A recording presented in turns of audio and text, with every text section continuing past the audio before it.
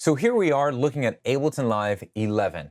Now, right now, what we're looking at here is the arrangement window. And then with the arrangement window, this is a pretty typical thing that we might be all familiar with if you're using Logic, Studio One, Pro Tools. It's a linear format, with the exception of everything being completely on the opposite side, where the tracks are on the right instead of being on the left. What makes Ableton Live unique is not the arrangement view, nor the plugins and the specific parameters that you can do in Ableton Live, but mostly it's the session view. And that's this window here. And I'm accessing that just by hitting the tab button, and I'm able to access this session view. And similar to what I was mentioning earlier on how I used to record my riffs and then trigger them, this is where we start to do that. This is where a lot of the magic happens. And I treat my session view as a blank canvas in which I can just throw multiple different colors and then ultimately see what's going to work and what creates the picture that I'm ultimately looking for.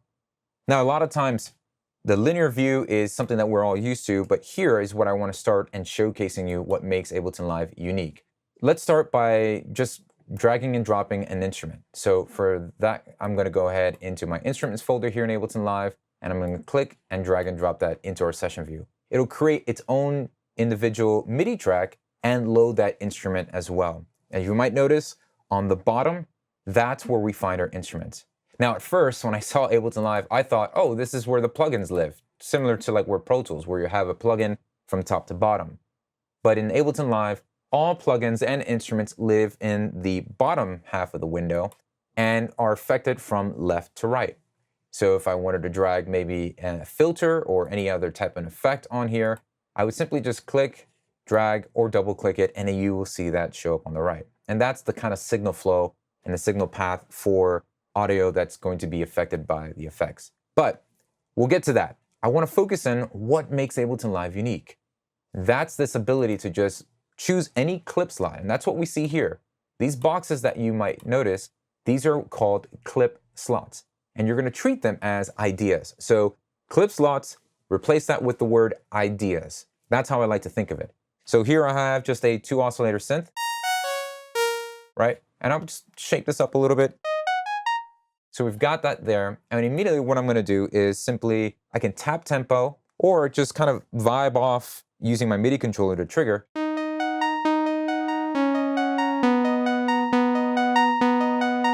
And Ableton Live tracks that idea without me even having to record or hit the record button.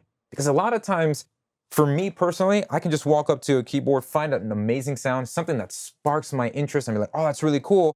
Come up with a riff, and then in the heat of the moment, lose it because I had to go set the record, find the right channel strip, do whatever. This just follows my lead. That's what I meant earlier. So here's this idea we've just captured. And Ableton Live found out the tempo of that riff that I played. And I can go ahead and loop that here. So let's just go ahead and loop that. And we're going to go into the details of how to actually manipulate this. But for the time being, we've got that there. I'm going to keep that running, or maybe just come up with a whole entirely new idea in general. So here's idea 1. And I can go ahead and just choose another clip slot.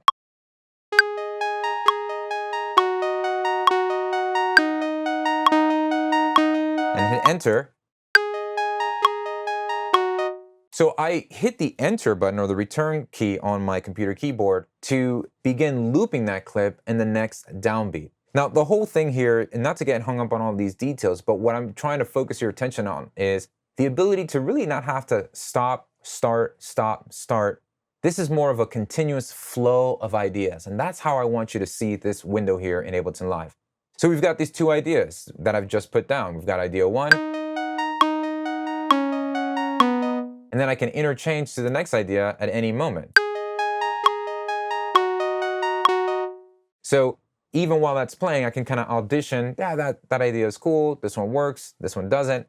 And then I can continue moving on, maybe adding drums, incorporating loops, because now we have a specific tempo locked into place. We can change the tempo, change the key. So I might speed this up a little bit, head over to a folder that might have some drum breaks in there.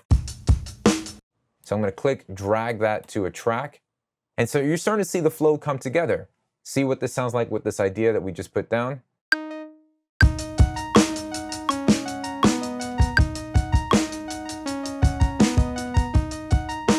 Now, while that's playing, I'm gonna kind of get lost in the moment a little bit and throw some more colors to this canvas. This is really what spotlights Ableton Live to me personally in my specific workflow. This is what makes it shine real bright. So got the drums, we got that little riff. Let's just continue adding stuff here. So I'll even load in a third-party plugin here.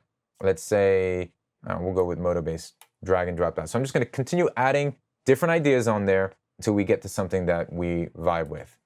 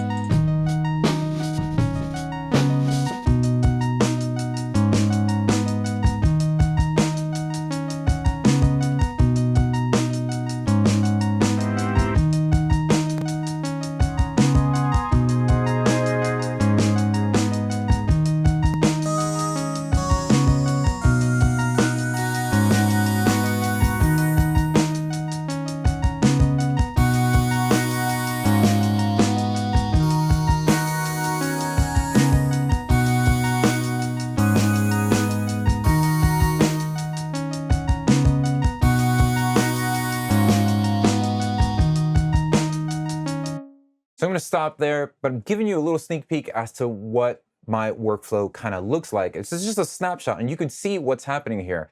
We have different clip slots in different places, and these are just different ideas. We had that riff going in a continuous loop, and the cool thing is each idea or each clip can be in different bar lengths. So that riff, as you can see, was 4 bars, but then I can have the bass become 2 bars, or the drums could be a 16-bar riff. So every idea or every clip has their own individual bar length. They can be 64 bars, 1 bar, it doesn't matter. And having all these ideas playing at the same time and then, figuring out what's gonna work, what doesn't work, maybe it can kind of change or vibe, in a different direction with the bass or add another instrument. As you can see, I even threw a bunch of different drum loops on this one individual track and cycled through different drum loops, maybe get another feel. That's what I love about this workflow. It really is welcoming the expression of experimenting and having fun again with the process of stumbling across an idea that really speaks to you. And that's been my workflow ever since. And so the session view really highlights that very well about Ableton Live. And so later on throughout the production process, you'll see how I go from these ideas into a flushed out song. Feeling alone in the dark.